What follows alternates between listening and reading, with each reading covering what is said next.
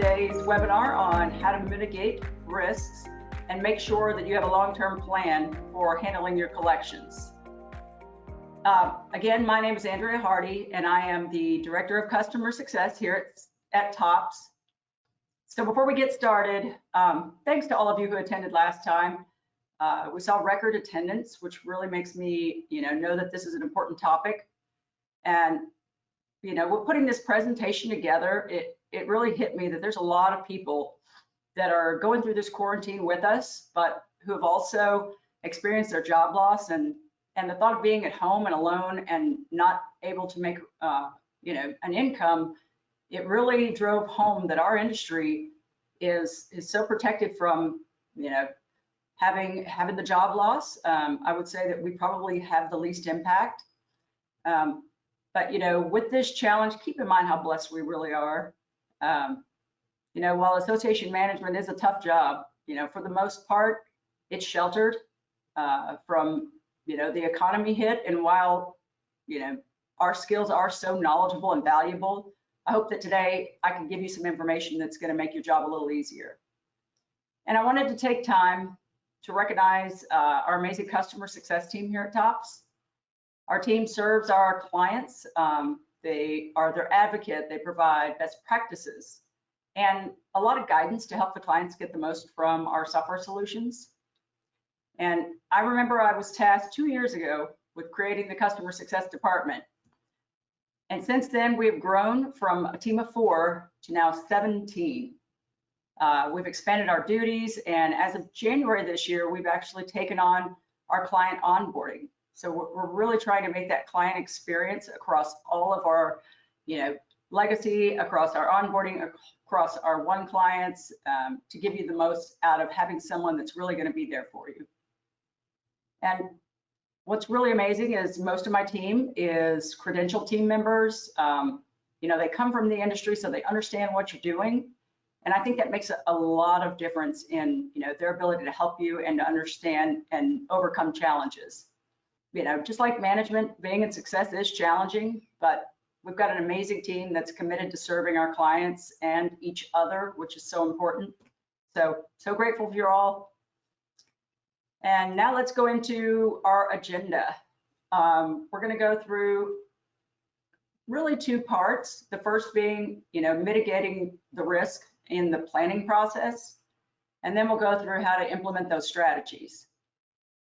So this one I had to put on there. I saw this and just got a chuckle out of it.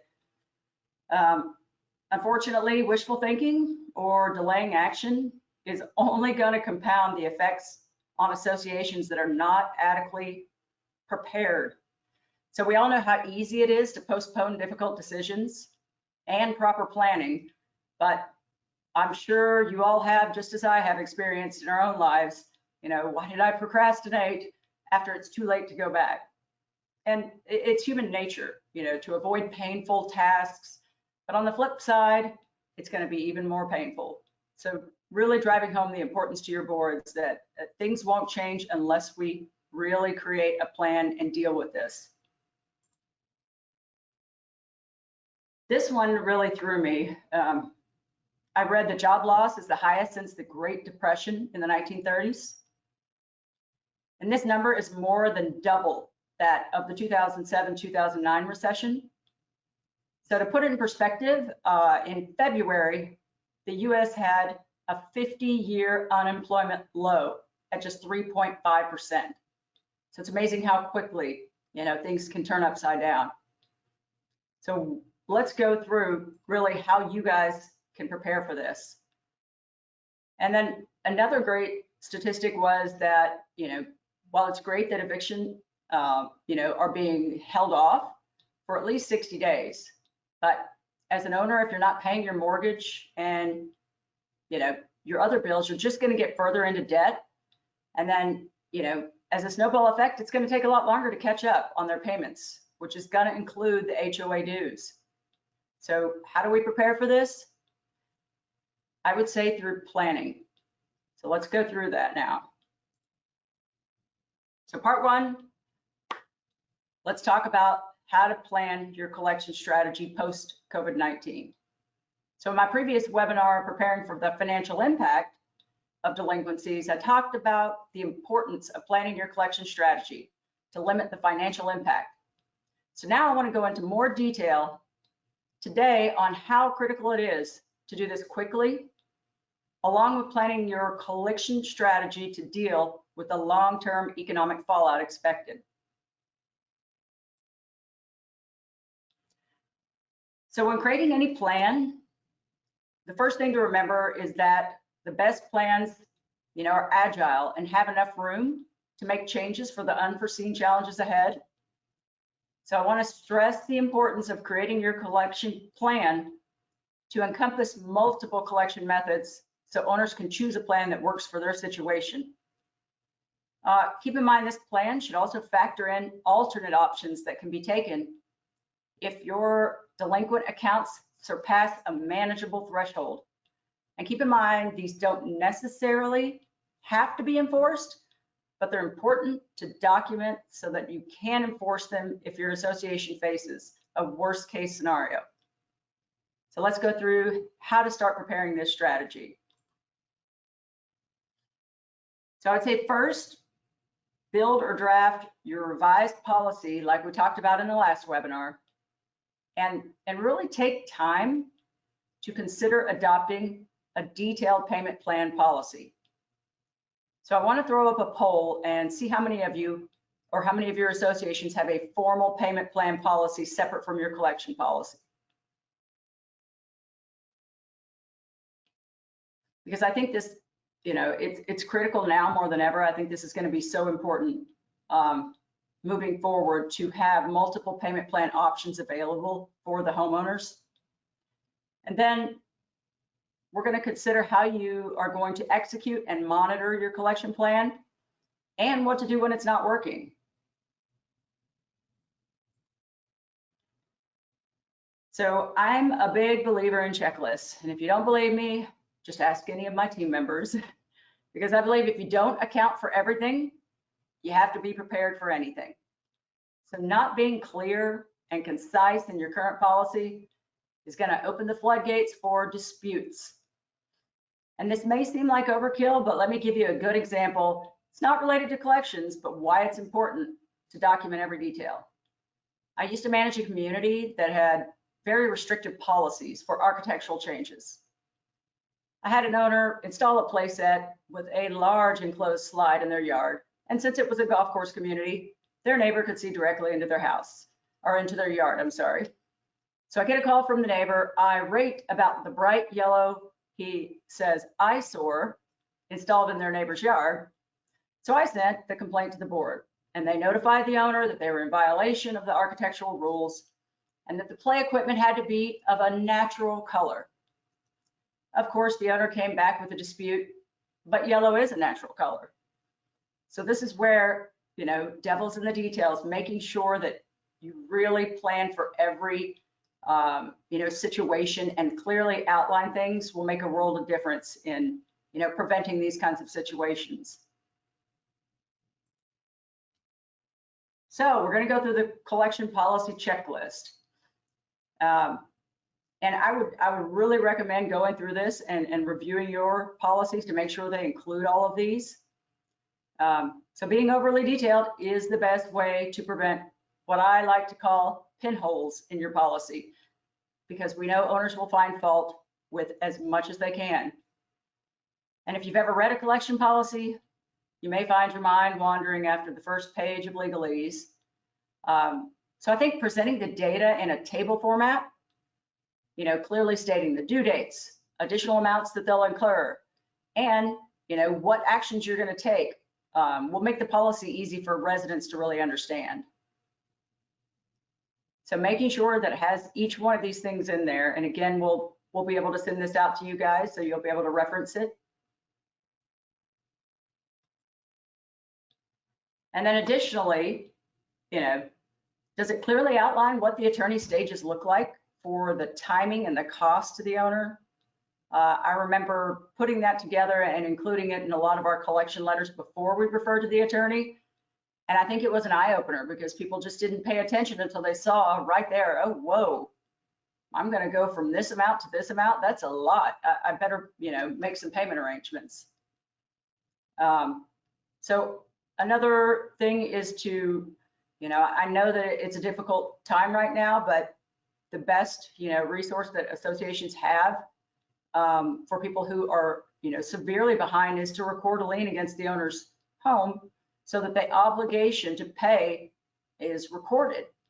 When they realize that there's an assessment lien recorded and it's tied to their title, then it becomes more of a priority to get that paid.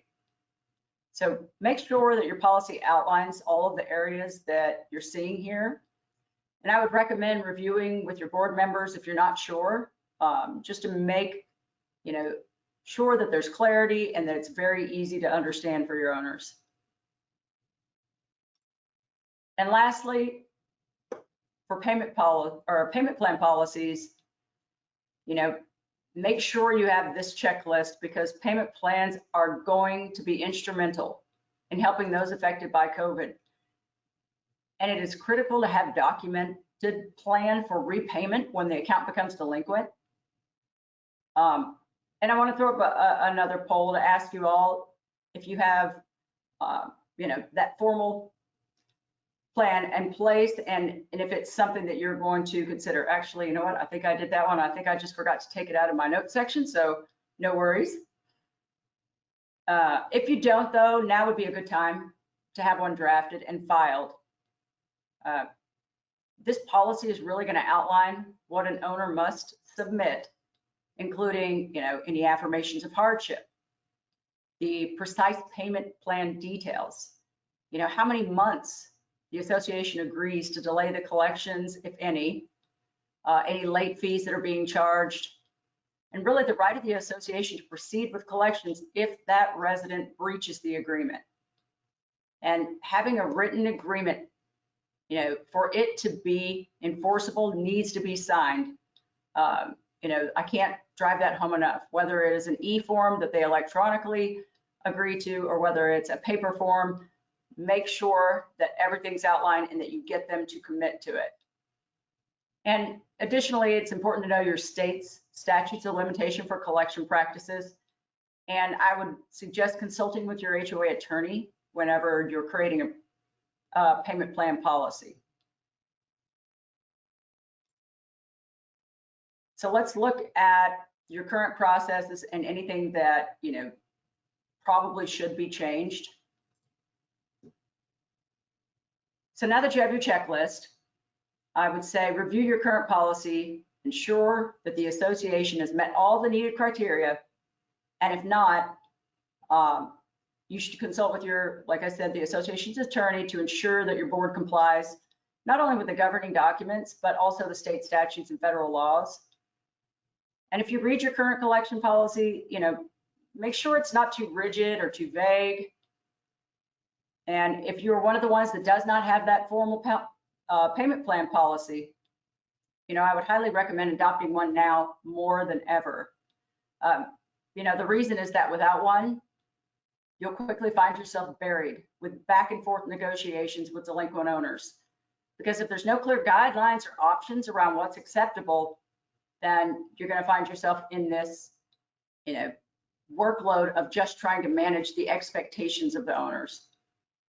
And additionally, having a policy that allows multiple plan types that owners can opt into is a lot more flexible and puts those guardrails around, what the options are. And then I want to say, do some research, depending upon if this is feasible for you, to determine if credit reporting should be added to your collection plan as an additional layer to reduce delinquencies. One of our integrated partners works with that, and I'll talk about that here in the next few slides, but I'm going to reiterate again how important it is to make sure your plans are clear on the acceptable down payment amounts, clearly states the due dates and other specifics. Make sure it states what will happen if they default, and make sure that you have forms or e-forms prepared so the residents can quickly fill those out and submit them, and make sure they know how they can access those. So I remember, early on in my management career, I wasn't detailed enough and didn't know these things. And I always say I learned through pain and anxiety of going through these challenges. But we would have payment plans set up, but we didn't say anything about future charges, so they wouldn't pay. And the response was, well, I thought that was all wrapped into the payment plan that I already had in place. So be clear on your payment plan forms, what they should be prepared to provide, and what's going to happen with those future charges. How is that going to be incorporated? And it's really up to your board, if they want to have some kind of lesser amount collected with a plan to increase that over time as that person becomes more financially stable. And then quick question again, we're going to throw up another poll. How many of you feel confident that your owners understand your current collection policy? Because we talked about clarity, and if you read it, do you think that all of your owners truly understand what's going to happen if they don't pay?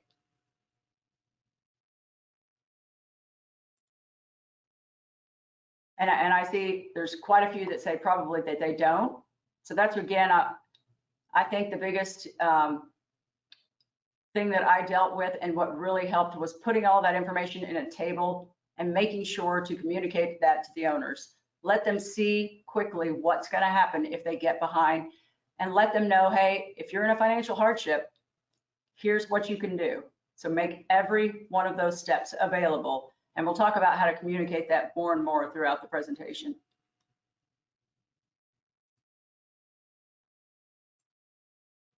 Going to quickly touch on the assessment credit reporting. I learned some things in talking to Sprolonga, who's our integrated partner, but they let you report your assessments, similar to a mortgage. It's fully automated through TOPS integration. So if you're on TOPS 1 or TOPS Pro, it's going to work with both. But the main thing that I realized was, they really have a proven delinquency reduction, he says 30% in 90 days. And it doesn't cost the association. It is a cost that's passed to the owner in your receivables. So something to look at if you get to a point where your collection process isn't working. And one other slide was showing kind of how they collect, and I was surprised to see anything over like 180 days was historically a 46% collection rate. And I didn't realize, I thought, well, if I'm not paying my bills, I'm not going to worry about my credit. But I realize now that I was incorrect in that thinking, that if your credit is damaged, you really want to protect it even more, because it's so necessary, to do things like buy a car and to, rent an apartment, whatever it is. And so that made a lot of sense to me, that these people, if it becomes, a dire situation, that this is a way to get people to prioritize your dues.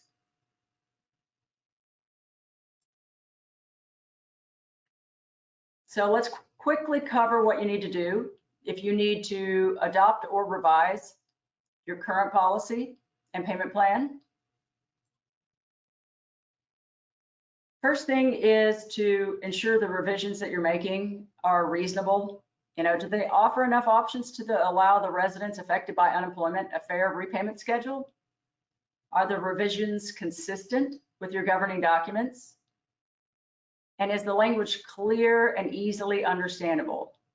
My rule of thumb was always to say, anything I write, if I give this to a teenager, do I think they would understand it? Try to keep it at that level, because the main thing is to make sure that it's clear, that it's concise, that everyone can't come back and say, I wasn't aware, or I didn't understand what the policy was saying. And then lastly, make sure you can uniformly enforce the collection actions. And most of all, ensure that you send anything that you file to the membership so they're aware of the changes.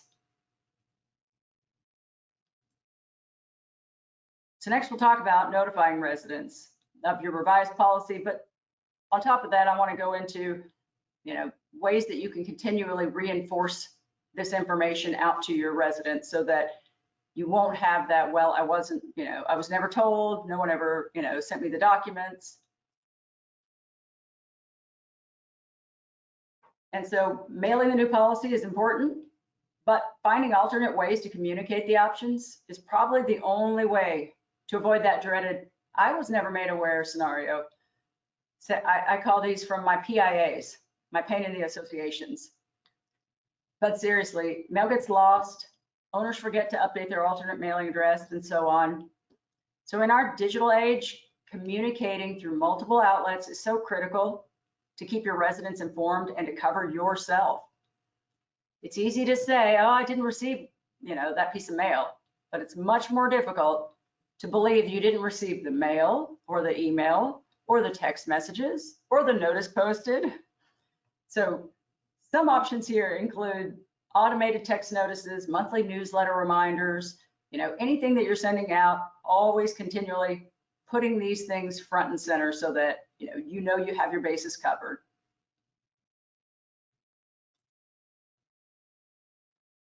And this one I thought was important, in your messaging to your homeowners, make sure you're letting them know, hey, those of you who can pay need to continue, because the services, the amenities that go towards running the association, are so critical. And make sure they know that you have a clear plan for handling past due fees. And I think that'll help lessen the anxiety and thoughts of, well, if other people aren't paying, why should I pay? So we have to make sure that doesn't become an issue.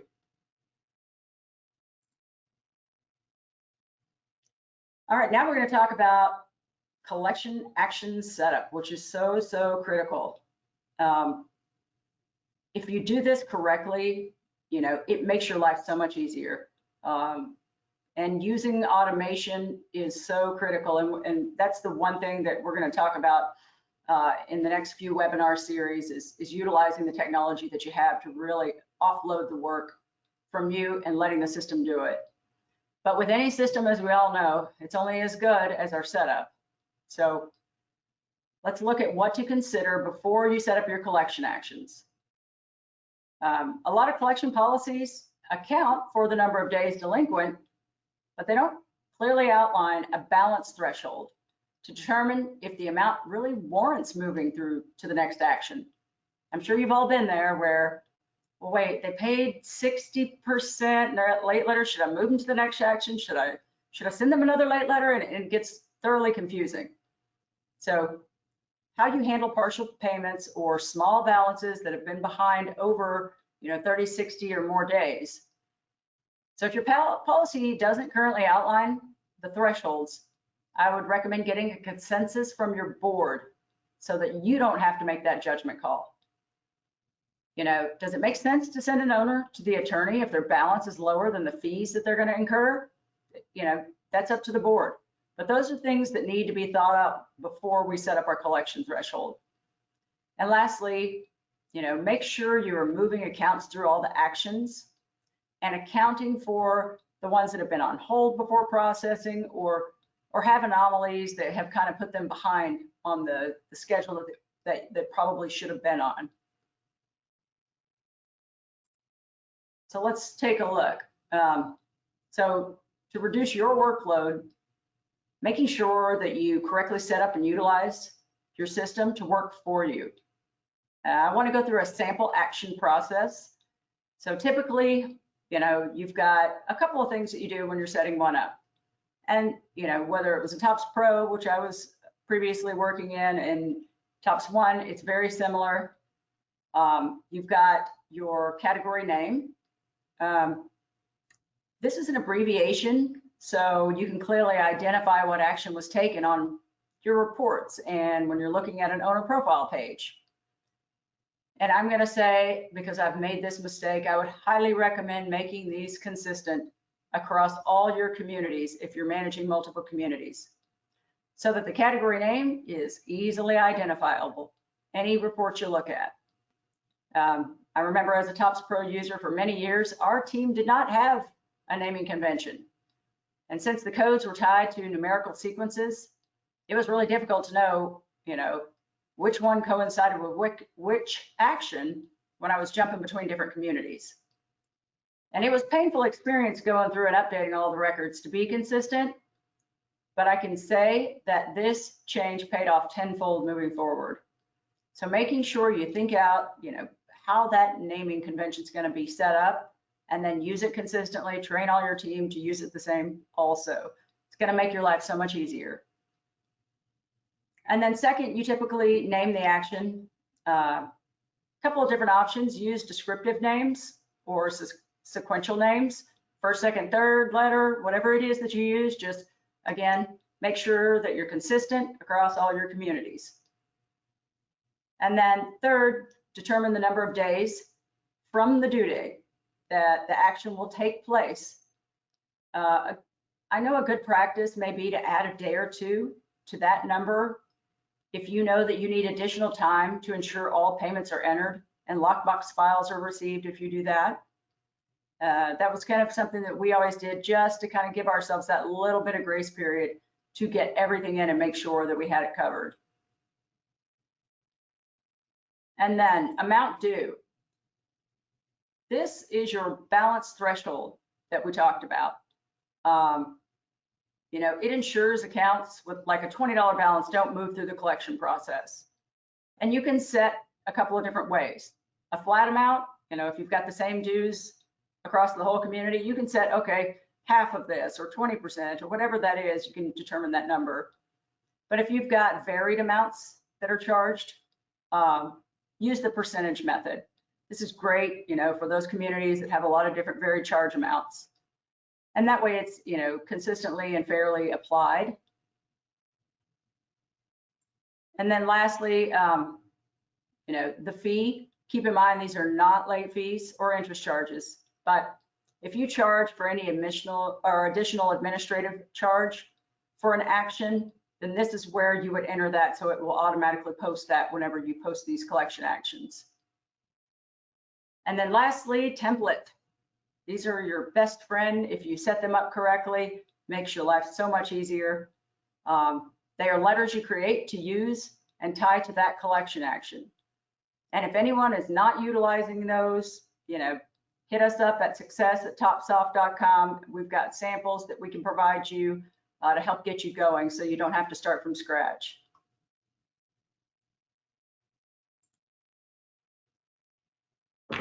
All right, next, let's go into creating an effective template letter that really keeps residents informed. So, quick poll, how many of you are utilizing template letters in your system currently?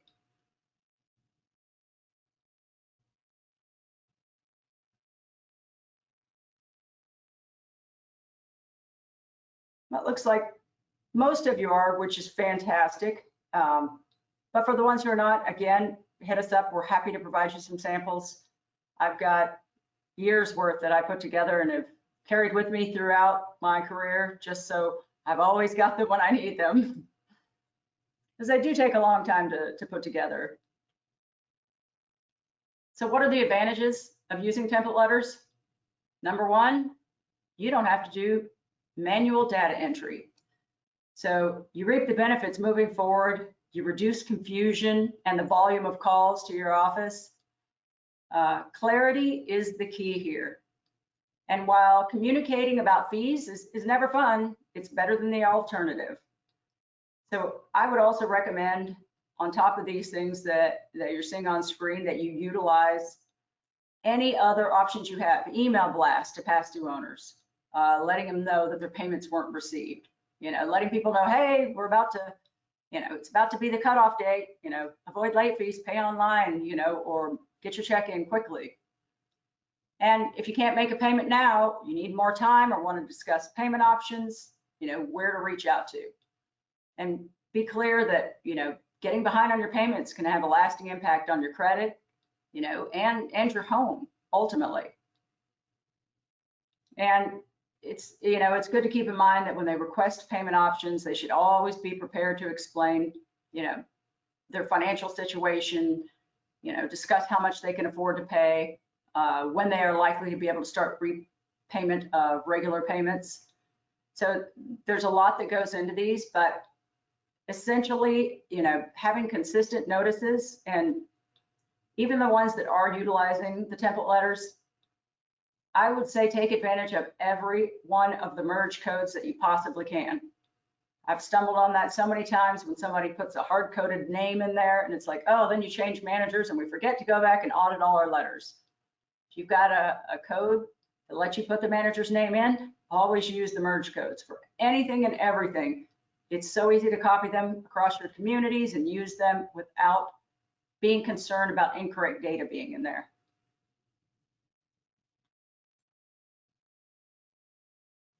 So let's talk about what to include in collection letters.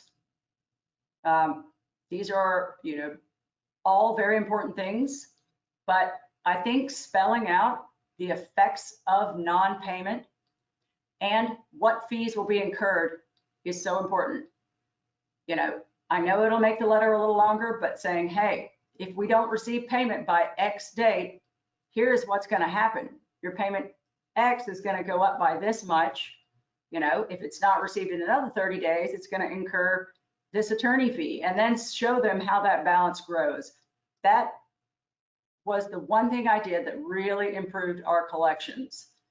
And make it clear what payment options are available, how they can pay, how they can request an alternate arrangement for payments, and include information, let them know that you'll work with them, because including that hardship statement is going to show that, you're committed to working with them and that you're trying to make the best, way forward for them to get out of the debt.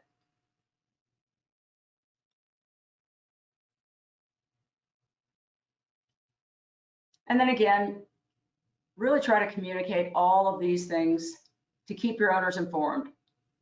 Utilizing email blast is such a great way to communicate, in addition to mailing notices to past due owners and letting them know that their payment was not received.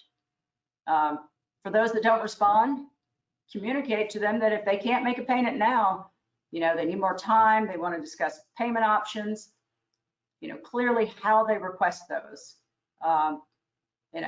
Setting up those e-forms if you've got websites or the ability to do that, or giving them links to, be able to download a form and fill that out are critical.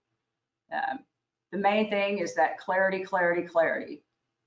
And reminders that being behind can have a lasting impact on, their ability to sell their home, on their credit, if that's applicable. So just keeping these front of mind all the time is so critical. Now let's look at, once we have our plan, how do we enforce it? So ensuring that you standardize enforcement consistently is going to help mitigate exposure to the association. We can't have one that, we're lenient on and another one that we send to the attorney. So how do we do this in a standard way that keeps everyone, in other words, with the same exposure, with the same options? So let's take a look at that. So I like to say, just like disciplining your kids, you don't want to create a situation where you establish the rules, but then you don't follow through with them. Your kids wear you down trying to get their way or get out of cleaning their room. But if you're a parent like I am, if you slip one time, they see your weak spot and they will be diligent in pushing us to do it or to cave the next time and the next time. So it's, very similar. If people think that you're not going to apply late fees, if you're not going to, move to the next collection action, if you're not going to take these things seriously, that they're going to try and find every way to get out from under them. So strategy is great, but execution is probably the most important. So how do we, ensure that we are consistently enforcing these? You have to have a solid policy that covers all the bases. But even then, again, owners are going to find any argument or excuse why they should not be held to the same standards as their neighbors. Owners are going to manipulate the system. They're going to send payments online the day payments will be considered late, even though you have a big banner on the website that says, that if you pay online, it won't post for 2 to 3 days. They're going to try and derail you for fee waivers and disputes. But just like with our kids, stick to the rules and don't vary for those owners who continue to break them. You may even have owners who demand a reduction in fees because, I couldn't use the common areas. But unless they didn't have the same access that other members were receiving, they don't have a valid argument. You can remind them also that the cost of insurance, the cost of maintenance still continues, regardless of the facility being open or closed. And these examples really show us how, getting caught off guard when speaking with an angry owner will only fuel the fire. So a really good rule of thumb is to create a cheat sheet of all these things that you're used to hearing, and then come up with common disputes and responses so that everyone on your team has them available and they're equipped right then when that call comes in. I never received my statement. Well, I pull it up and I see right here that I sent it off through our third-party mailing company and they verified this many went out and yours was in there. I didn't realize the late date. Well, when you signed your governing documents or when you agreed to the governing documents through your closing paperwork, you became a mandatory member. Anything and everything you can think of, try to create that cheat sheet because it's really going to be helpful for your team to feel confident in what they say back when an owner starts down that path.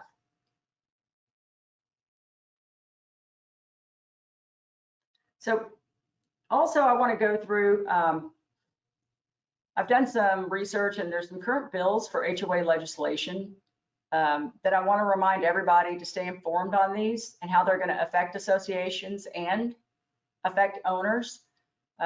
There's ways that we can have our voice heard. So quickly, I want to go through Community Association Institute is advocating for these two economic stimulus package pending vote. The first is going to make community associations eligible for the PPP loans so that they have access to emergency funding. The second, asking for housing assistance to allow state governments to use to help homeowners avoid foreclosure. There was a similar fund established during the financial crisis in the early 2010s and helped association homeowners pay past assessments in that. So if you can, take the time to submit and show your support. I think it benefits us all to have the legislation, knowing the impact that associations are going to have, post-COVID-19.